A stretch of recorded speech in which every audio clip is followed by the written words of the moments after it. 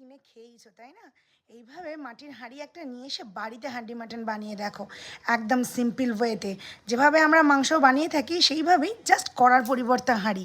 মুখটাকে সিল করে দেবে একটু আঠা দিয়ে পারলে, আর একটু চর্বির পার্সেন্টেজটা বেশি রাখবো, যদিও সেটা হেলদি হয় না। আর তার থেকে বড় কথা, মাটন আবার কবে থেকে হেলদি হলো বড়? মাটনটা যদি আমরা খেতে পারি তো একটু চর্বি নয় কনসিডার করাই যেতে পারে, তাই না?